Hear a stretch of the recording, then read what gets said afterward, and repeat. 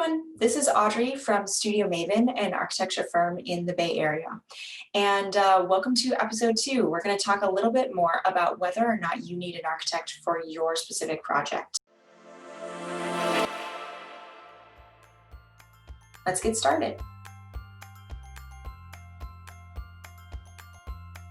One thing that matters in deciding to work with an architect is the scope of the project. If you're working on a project that's larger in size or changing the location of some walls, maybe an addition, adding a second story, or putting a new garage out back or something, it might make sense to start by working with an architect because of the structural implications. Architects and structural engineers are both licensed professionals. So we have stamps. Here's my little stamp here that I'm very proud of. And that little stamp, it's got our name and our number and the date when our license expires. And that ties us to each project that we submit to a jurisdiction. So structural plans are based on the architectural plans and our design intentions as architects. There are architecture firms that have structural engineers on staff, and there's structural engineer firms that have architects on staff. But the more traditional route, we'll say, is to first hire an architect who produces drawings that a structural engineer then can layer on top of and produce the specifications that are needed in order to make sure that that building or structure is going to stand up and be a safe and sound building. Another reason why you might consider using an architect or you might need an architect for your project is if you're trying to rethink the way you're using a space. If you've asked me to redo your kitchen, the first question I'm going to consider is whether or not it makes sense to only redo the kitchen.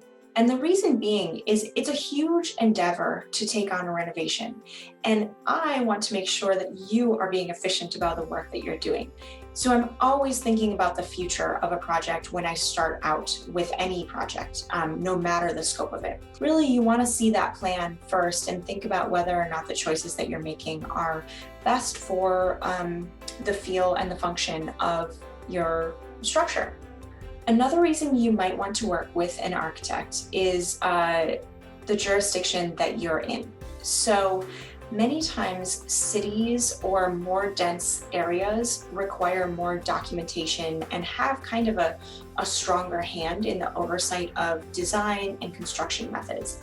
And that's for good reason. They want our cities to be safe. They want to make sure that you're not putting your structure or your neighbors in danger when you build something. In general, the point of a planning commission or a building department review isn't necessarily to decide what your house is going to look like, but what they do care about is the density of a place.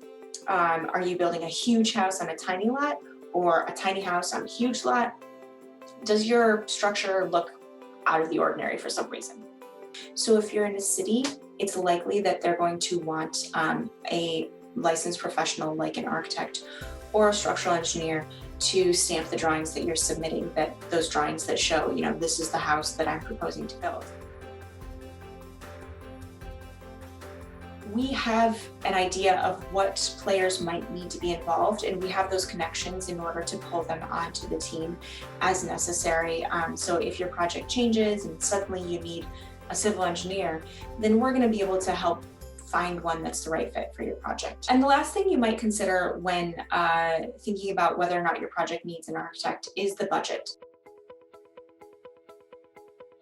Sometimes a limited budget is actually a great fit for an architect because you're going to need plans and specifications and have everything mapped out before you break ground. So I should say, fair warning, we are not able to give you exact costs. However, having those drawings and knowing exactly what you want out of a project is going to be able to tell you right away up front, you know what? This project is actually out of our budget right now. Let's figure out how to do this section that we can do now, or maybe we're going to wait and save up until we can do the whole thing.